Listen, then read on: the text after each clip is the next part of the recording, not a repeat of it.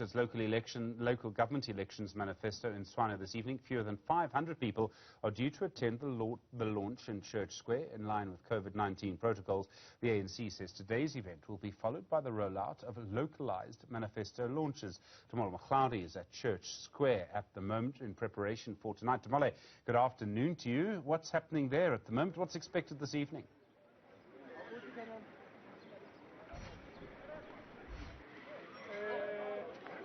A very good afternoon to you, Stephen. A very good afternoon to the viewers as well.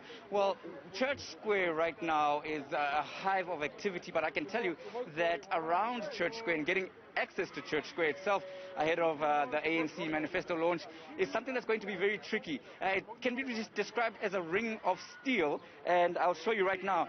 Without accreditation, it is almost impossible to get into the precinct itself, and it doesn't really matter if a person is a dignitary or not.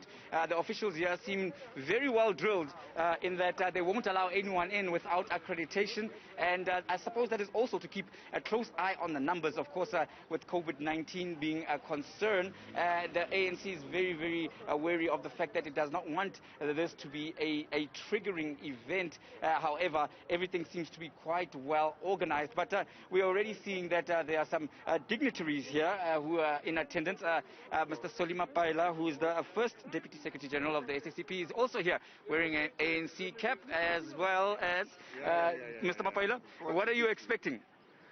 No, we're expecting a great manifesto from the ANC president. And of course, all of us in the alliance are supporting this program. It's our collective manifesto. We think we can redeem our people and reclaim Tshwane. I think there's been too much misgovernance, lack of services in our communities here. And I think that our people here in this region have felt the absence of the ANC. And therefore, it's high time that the ANC must reclaim this city in particular. And for us to come here is very important and symbolic, in that we need to restore our ability to govern and to govern well. And I think we can show it off as we have done in other provinces, in other municipalities, particularly in some of the metros, where we have demonstrated ability to even get clean audits and so forth, while actually improving basic services to the people. So we're expecting a similar approach in this municipality here. In terms of the SACP's alliance, as a member of the tripartite alliance with the ANC, we know that in recent years, the SACP has been very frustrated with the direction the ANC had been going in terms of the internal factional battles, in terms of mismanagement. SACP at some point also saying that it was thinking about going it alone in terms of the election process. Are you then back again in the ANC wagon? Are you going to canvass for them as the SACP, or are you still going to canvass alone as the Communist Party? No, we're an integral component of the ANC election program. The issues that we're dealing with are broad strategic issues of development. There's still space for our discussions about those. Now we're dealing with local issues about abilities to govern in different municipalities. That's our main focus now. So we're working together across the country, wall to wall. It's ANC Headed Alliance group, SACP, COSATU, SANCO, and all our allied formations, the youth and women's organization, progressive NGOs and professional organizations.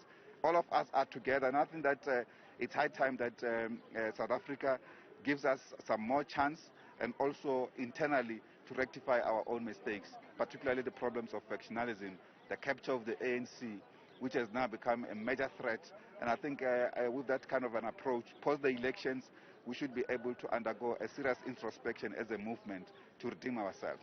Stephen, if I can quickly come to Mr. Snuki Zikalala, who's, of course, the president of the Veterans League of the ANC. As the veterans, what are your expectations of the speech that's going to be delivered by ANC President and, of course, President of the country, Mr. Cyril Ramaphosa?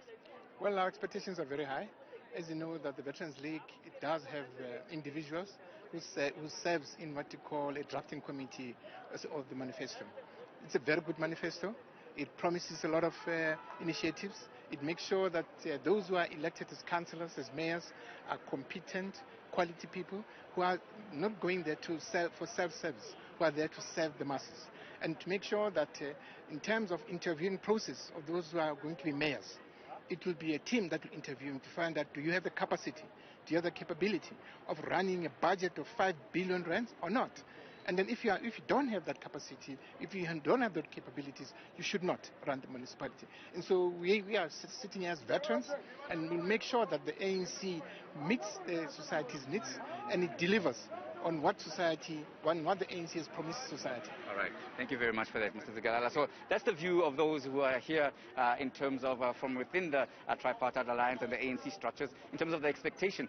Now, Maxwell, if you can just pan behind me, you could see that whenever the ANC is in town, it brings along with it quite a lot of business opportunities for those who sell ANC regalia and paraphernalia, for those who would be in attendance, and those who might not even make it inside the very strictly guarded precinct. So that's the situation as it stands right here, Stephen, and we will be keeping you updated as and when things develop ahead of President Cyril Ramaphosa's speech here as the ANC launches its election manifesto from Tshwane. With that, it's back to you in the studio. Tumaole Mohlaoli, thanks very much indeed. He, of course, part of our team live there for you tonight. Plenty to come this evening. The last of the major parties to deliver its manifesto, the governing African National Congress.